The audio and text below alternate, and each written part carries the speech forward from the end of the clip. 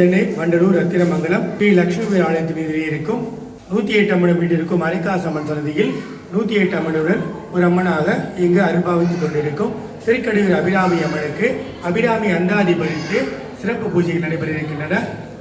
முன்பொரு காலத்தில் அபிராமி பட்டர் என்பவர் திருக்கடையூர் வீட்டிற்கும் அபிராமி அம்மனை மிகவும் இஷ்ட தெய்வமாக தினசரி வேண்டி வந்தார்.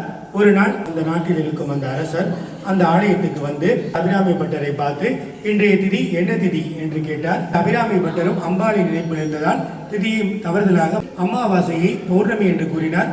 உடனே மன்னருக்கு கோபம் வந்து ஒரு திதி தெரியாத நீ ஒரு பட்டரா என்று கூறி அவரை கழுமரமேற்ற உத்தரவிட்டார்.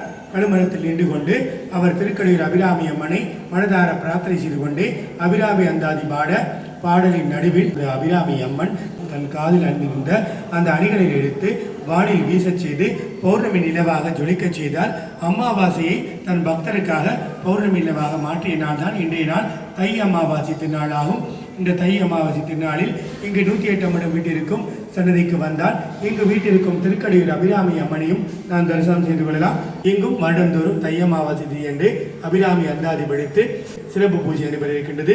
இன்னைக்கு அபிராமி அந்தாதி தை அமாவாசை திதியில அபிராமி அம்மன் போட்டோவுக்கு முன்னாடியோ அல்லது திருக்கடையூரிலையோ அல்லது இங்கே ரத்னமங்கல ஆலயத்துக்கு வந்தீங்கன்னா 108 அம்மன் வீட்டிற்கு அரைக்காசம்மன் சன்னதியில அந்த அபிராமி அம்மனுக்கு முன்னாடி அபிராமி அந்தாதி படிச்சீங்கன்னா ரொம்ப ரொம்ப விசேஷம். அபிராமி அந்தாதி படிச்சுட்டு தூபதீபம் காமிச்சு சிறிய நைவேத்தியம் உங்களால் முடிஞ்ச நைவேத்தியம் பண்ணி சாஷ்டாங்கமாக நமஸ்காரம் பண்ணுங்க. நிச்சயம் உங்களோட காரியத்தடைகளை அகன்று அபிராமி அம்மனோட பரிபூர்ணமாக கிடைக்கும். தலைமை பெற வந்திப்பது உன்னை வானவர் தானவர் ஆனவர்கள் சிந்திப்பவர் நட்டிசை முகர் நாரணர் சிந்தையுள்ளே வந்திப்பவர் அழியாவர் மானந்தர் பாரில் உன்னை சந்திப்பவருக்கு எளிதாம் எம்பிராட்டி பின் தன்னலியே. அபிராமியத்தில் ஒவ்வொரு விஷயத்துக்காக ஒரு பாடல் படிக்கணும். நம்ம எல்லா பாடலும் தினமும் முடிஞ்சா படிக்கலாம். ஒவ்வொரு பாடலும் ஒரு கோரிக்கை இருக்கும். எந்த கோரிக்கை நீங்கள் பர்டிகுலராக நினைக்கிறீங்களோ, ஒரு கல்யாணம் ஆகணும், இடம் வாங்கணும், வீடு வாங்கணும்னா அதை மட்டும் நினைச்சு அந்த நாலு வரையும் தினமும் பாடிக்கிட்டே வாங்க.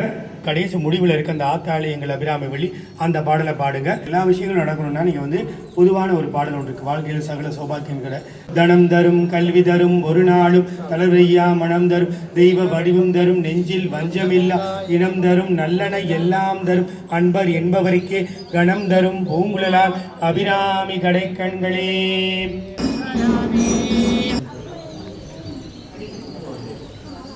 அம்மனுக்கு பூஜை பண்ணும்போது உடைச்ச தேங்காயில் பார்த்தீங்கன்னா தேங்காயில் அந்த பூ இருக்குது. இது தரிசனம் செய்கிறவங்களுக்கும் நல்ல விஷயம் நடக்கும், எண்ணிய காரியங்கள் நிறைவேறும் அப்படிங்கிற மாதிரி ஐதீகம். அபிராமி அந்தாதி படிக்கும் பொழுது அது அபிராமி அம்மனோட கையில் இருந்து அந்த நீல மலர் அழகாக பார்த்தீங்கன்னா அந்த வெள்ளி மலரில் விழுந்தது.